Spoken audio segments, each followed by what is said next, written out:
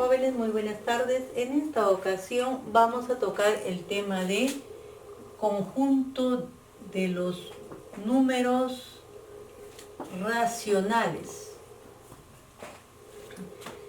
Es el conjunto numérico cuyos elementos provienen de dividir dos números enteros y se simboliza con la letra Q.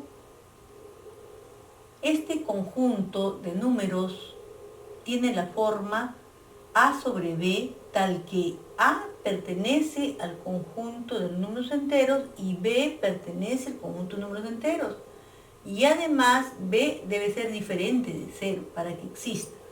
Ejemplo, tenemos un número entero, otro número entero, lo asociamos, me da un número racional, un número entero, otro número entero. Al dividir me da, y así podemos tener muchos ejemplos. Número fraccionario. ¿Qué es un número fraccionario? Este número resulta de la división indicada de dos números enteros, siempre y cuando esta división resulte inexacta y el denominador sea diferente de 0. Recalcando. Entonces acá tengo dos números enteros, aquí, dos números enteros, menos 28 sobre menos 8, otro. Entonces esto es números fraccionarios. Veamos qué es una fracción.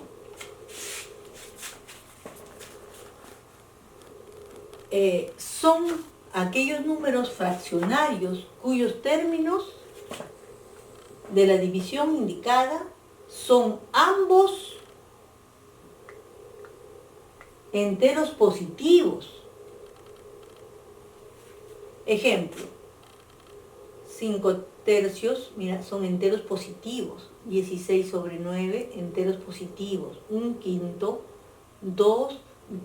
24 sobre 15. Entonces, esto es una fracción.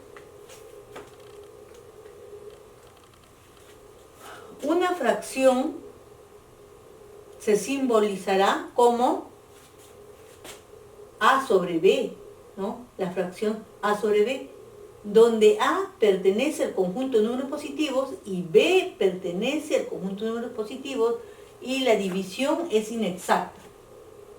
Además, A se le conoce con el nombre de numerador y B como denominador. En la fracción A sobre B se tendrá en cuenta que el denominador indica en cuántas partes iguales se divide la unidad de referencia. El numerador representa las partes iguales que se eligen de cada unidad de referencia. Ejemplo, ¿qué significa la fracción 2/9? Recuerden que el numerador indica en cuántas partes iguales se divide cada unidad de referencia. Entonces tengo acá, vamos a dibujar. En este caso, tenemos que dividir a esta unidad en 9 partes iguales.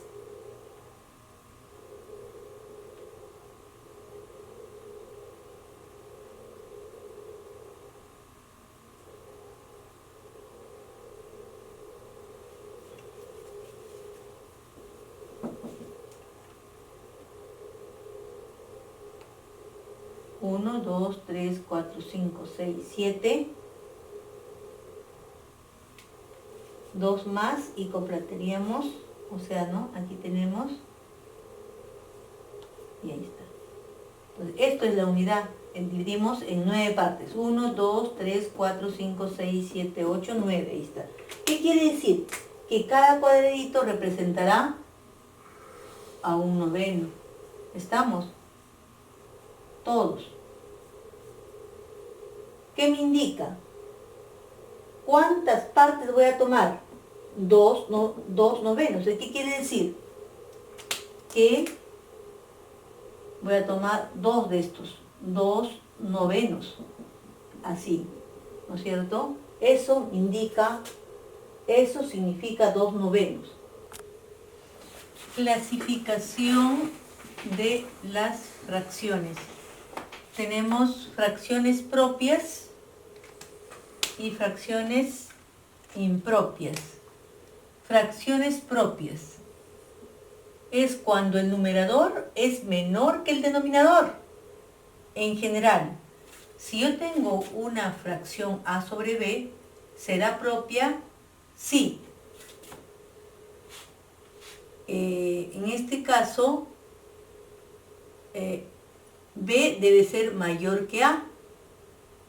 Y a su vez, para que exista la fracción, b debe ser mayor que 0. Veamos algunos ejemplos. 3 octavos, como vemos acá, el numerador es menor que el denominador. 5 sobre 15. En este caso el numerador es menor que el denominador. En este otro caso, numerador, denominador. El numerador es menor que el denominador. Y así en cada uno de estos casos. 48 es menor que 49. Entonces, esto es una fracción propia. Fracción impropia. Cuando hablamos de fracción impropia, es cuando el numerador es mayor que el denominador. En general, si yo tengo una fracción a sobre b, ¿será impropia? Sí. A sobre b, como el numerador es mayor, siempre va a ser mayor que 1. Entonces, el numerador va a ser mayor que el denominador. Esto significa. Ejemplo. Numerador 24, denominador 5. Como vemos, esto 24 es mayor que 5. O el numerador es mayor que el denominador. En cada uno de estos casos. Este es mayor que el numerador, es mayor que el denominador. Veamos algunos ejercicios. Ejercicios de aplicación.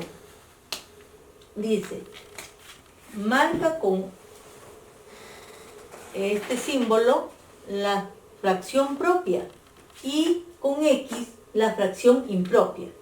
Entonces tenemos que analizar cada una de estas fracciones para ver si son propias o impropias. Numerador, denominador. El numerador es menor que el denominador. ¿Cómo se llama? Fracción propia. Entonces hacemos esto. Debajo. Vamos con el siguiente. Numerador y denominador. El numerador es mayor que el denominador. Entonces estaríamos hablando de una impropia. ¿Cómo se marca una impropia? Con X. Seguimos analizando. Numerador, denominador. El numerador es menor que el denominador. ¿Cómo se llama eso? Fracción propia. Si es propia, ¿cómo se marca? Seguimos. 8 sobre 3, ¿no? Numerador y denominador. ¿Cómo se comporta el numerador? Es mayor que el denominador. Por lo tanto, es impropia. En este caso, 3 sobre 5. Numerador, denominador. ¿El numerador cómo se comporta con respecto al denominador? ¿Es mayor o menor? Es menor. Entonces estaríamos hablando de una fracción propia. Seguimos acá. 6 sobre 7. Numerador y denominador.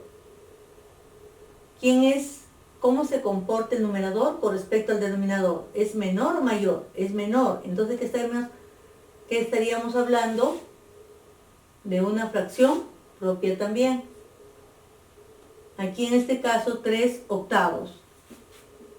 El numerador es menor que el denominador, entonces es una fracción propia. De esa manera hemos clasificado o reconocido cuándo una fracción propia o es impropia. Veamos a continuación otro ejemplo. Dice, Ejercicio 2. Compara cada fracción con la unidad y clasifica en fracción propia o impropia. En este caso, analicemos 3 sobre 8. Esto es, comparamos con la unidad, si es mayor o menor. Recuerden que va a ser mayor que la unidad cuando estamos hablando de una fracción impropia. Esta es una fracción propia, por lo tanto va a ser menor que la unidad. Aquí coloco así de esta manera. Entonces, ¿cuándo sucede esto? Cuando la fracción es, aquí coloca usted, fracción es propia. Escribe al costadito. Vamos a hacer el análisis del otro. Entonces, 12 sobre 7. ¿Cómo es? ¿Cómo se comporta? Este es mayor o menor que 1. Por ser una fracción impropia, porque ya sabemos que es impropia, el numerador es mayor que el denominador. Por lo tanto, va a ser mayor. Entonces, ¿cómo es esta? ¿Cómo se llama esta fracción? Es una fracción impropia, ¿verdad? Fracción. Así vamos clasificando. Veamos. Tenemos otra fracción. 123 sobre 165. Vemos que el numerador es menor que el denominador. Por lo tanto, ¿cómo se llama esta fracción? Propia. Esto va a ser menor que 1. ¿Y cómo hemos dicho que se llama esta fracción? Fracción propia.